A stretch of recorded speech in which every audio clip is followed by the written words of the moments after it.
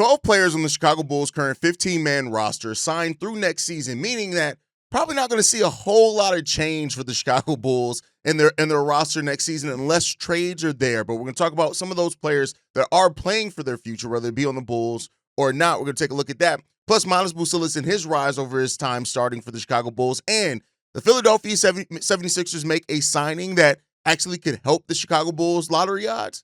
Talk about all that and more right after this.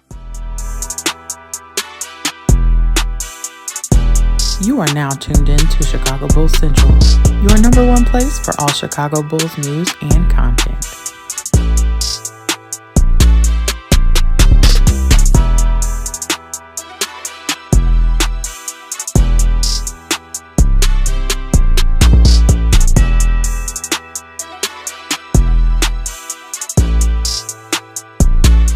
What's going on, Bulls fans? Welcome to another episode of Chicago Bulls Central, your number one spot for everything Chicago Bulls related. I'm the host, Terry Hayes, but more importantly, you guys can follow the channel at Bulls Central Pod on every social media platform we happen to be on. With that said, let's go ahead and get into this content for today, y'all, man. And yesterday we talked about why the Chicago Bulls are going to be forced to basically play one of their worst lineups a considerable amount of time, considering all the future questions that rely and that you have to try to find answers to in that starting lineup of Josh Giddey, Coby White, Dosunmu, Buzelis, and Nikola Vucevic. Some of it good, some of it bad, some of it promising, some of it concerning, of course, right? And of course, you look at a player like Nikola Vucevic, who is locked up through next year, into next year's season.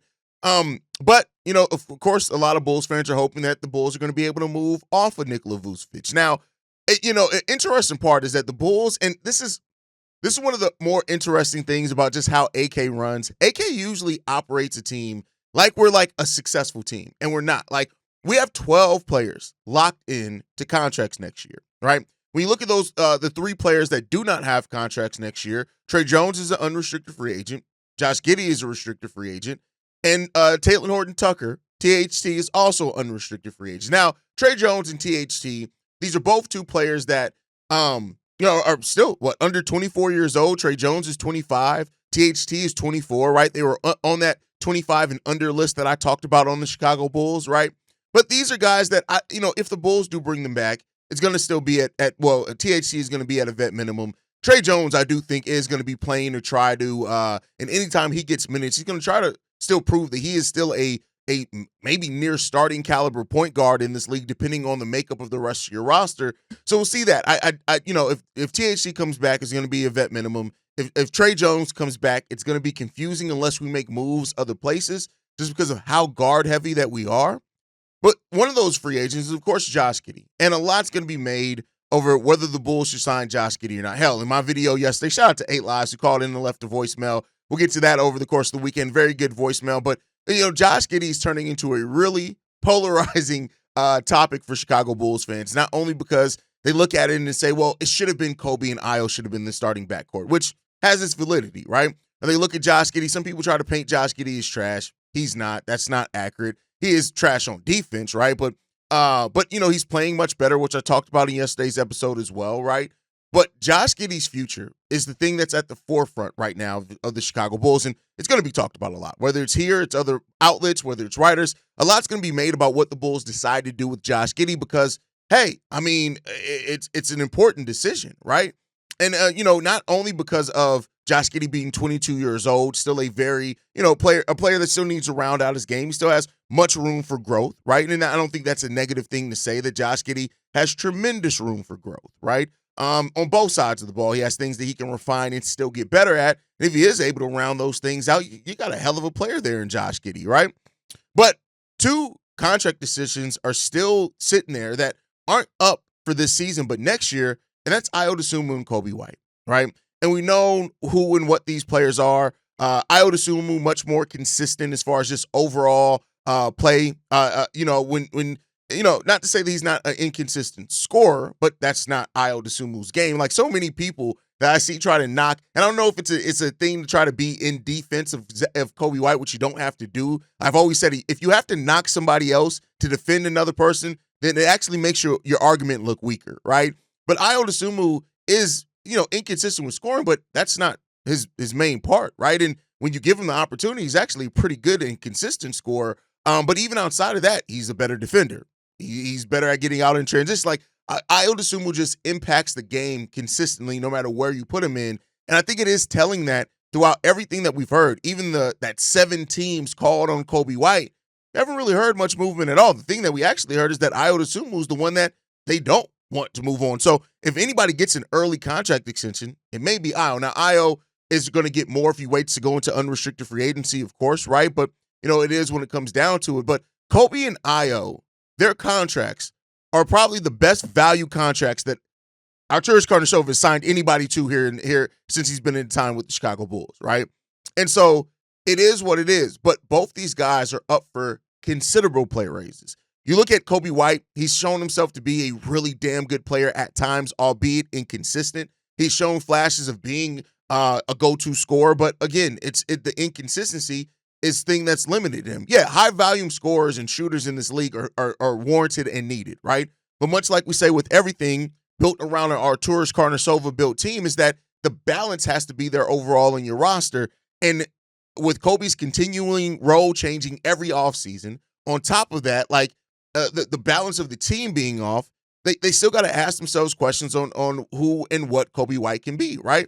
And the thing with all these guys, while they did sign really reasonable deals, they can only get 140% as a contract extension, meaning that they get more money by becoming an unrestricted free agent out on the market. Now, the Bulls still do hold their bird right, so they can still sign them and give them more money than anybody. The Bulls also are shaped up to not really be close up to the luxury tax with the way that they've restructured their deals in the next couple of years to where they can do that. So it seems like the Bulls are factoring in some flexibility to get that done. When you look at it, for example, at the end of the 2025-26 season, when Coby and Ayo both can become unrestricted free agents, the Bulls actually have $169 million beneath the first tax apron. Now, if you factor in Josh Giddey's contract extension, let's just say it's around, even if it is the $30 million, I don't think it's going to be that, but even if you remove that $30 million, that's still $130 million. So them being able to re-sign Coby and Ayo is not the problem here, right? They'll have the money to be able to re-sign them. I know that as Bulls fans, we like to think that this team is always right up against it. We have no money. Actually, we got that's the sad thing about this, right? The Bulls actually have space, draft picks, exceptions, trade except. They got a load of assets at their disposal if they want to improve this team. It is what it is. Okay, but with that said, going into that summer, that's how much money they'll have. So they have the ability to re-sign Coby and Ayo. Even if they max out, they have the ability to re-sign them. But the question is, right, and the thing isn't just about can they re-sign them, it's about the place that the team has to be in that it justifies signing those players to a contract extension. So the guard trio of Coby, Ayo, and Josh Giddey, you would like to think at some point this Bulls team is going to wake up and realize they have to break up that monotony. They have to break up and find a better balance. This isn't to get into who and what out of Coby, Josh Giddey, and Ayo deserves to stay long-term. 2 of those guys are probably going to be here on the roster, but also look at the chance that depending on the value, maybe 2 of them are gone, right? And who you draft over the next couple of years as well, which is a big part in that also. So, but it's a lot of future tied into Arturas Karnisovas' favorite position, and that's the guard position, right? And so we got pending decisions being made on those guys. So while the Bulls have this roster that 12 players out of this current team that's slated to win about 32, 33-ish games are all locked in, like we got some great core. If change is going to come to this Bulls roster this offseason, it's going to come via trades, right? Whether it's Josh Giddey in a sign-and trade, whether it's trading Coby White to one of those 7 teams that was interested, whether it's trading Nikola Vucevic if his value hasn't dipped so much with his recent play, right? That's where most of your change is going to come at. Of course, some change can come through free agency as always, but that is what we're looking at. So if the Bulls want to make some change this offseason, trades are the way to get it done. And keep in mind, with that said, we still got 2 draft picks in this draft as well. Now, second-round picks, end up signing 2-way deals or whatever else it is, but the Bulls are also going to have a top 10 pick, so that's going to be locked in. So you're really looking at the Bulls as of right now on paper, right? Having 2 roster spots potentially open next season. And that's if they let Josh Giddey, THT, Josh Giddey, and Trey Jones all walk. You bring in your 1 draft pick, you have 2 roster spots. If you re-sign Josh Giddey, you have one roster spot paired with the rookie that you're bringing in, right? If you re-sign either THC or Trey Jones, all 15 of your spots are taken in unless you make moves and trades. So unless AK is planning on rolling this basically the same roster back with a re-signed Josh Giddey, a new rookie, and maybe a vet minimum signing or something. And then again, if you keep both your first and second round pick, which is a possibility when you look at some of the players that can go in the second round of this draft, then you're looking at bringing back two rookies and Josh Giddey, and that's your roster staying the same. Now, for my Bulls fans that say that you need to see, the young players maximize, you want to see this team be bad again and have another high draft pick in the 2026 draft, that's pointing and looking in a good direction there. But if not, we'll see what this team could do. But overall, this just is to highlight the fact that if there's going to be major changes coming to this team, where you're going to see that is via draft and trades. So we'll see what the future does bring there. One of the players that is part of our future and continues to show that is Buzelis, right?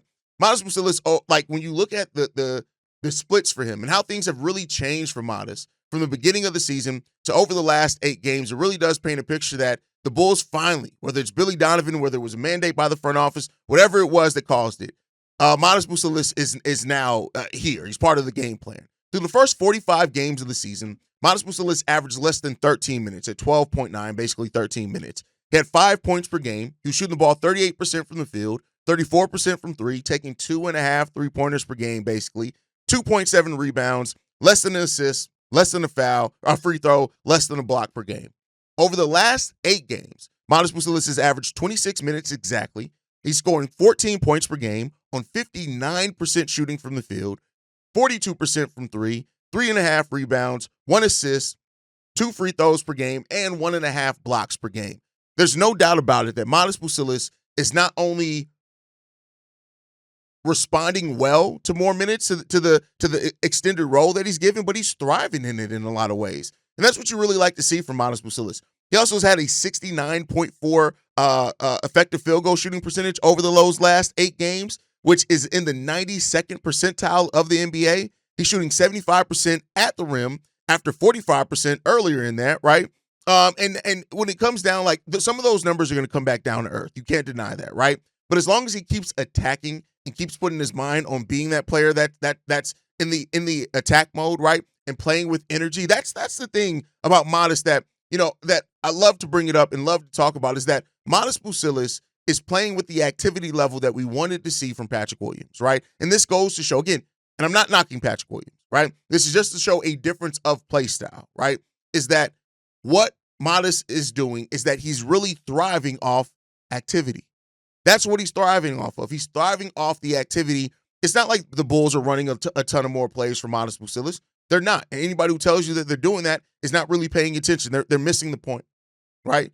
Because they're not. But he's doing it based off energies, attacking closeouts, going after rebounds, those type of things were really good. A 70% true shooting percentage over the last 5 games for Buzelis. So when we look at the coming out of this All-Star break, a lot of it is built around what and who is Buzelis going to continue to be for this Bulls team. And as long as that continues, listen, that's fun. That's exciting. That's what you want to see from your young rook. And so, this is the storyline for the rest of the season, right? This is the storyline for the Bulls season. How much more can Buzelis continue to grow for the Chicago Bulls, and how much more effective? How much are you helping clear some of that groundwork? Because as it shapes up right now, Buzelis, unless something drastically changes, and even then, I still think he has to be your starter, not only for the remainder of this season, but to start off next season, right? Now, is that going to be at the 3? Is it going to be at the 4? Right? That determines by what the Bulls do with some of their draft picks. But I think that either way, Buzelis is not somebody that you can remove back out the starting lineup. Now, I say that, but this is a Billy Donovan coach team, which means that anything's possible under Billy Donovan. Bad, right? So you can see Billy Donovan look at the growth and development of a young player and say, you know what? I want to actually see him off the bench. And he'll actually give that reasoning why, right? But Lonzo Ball coming back here, hopefully he's healthy after the All-Star break when we take the court tomorrow as well. But with that said, you're trying to find and eliminate as many questions about Buzelis as you can have, right? And this is that learning curve, right?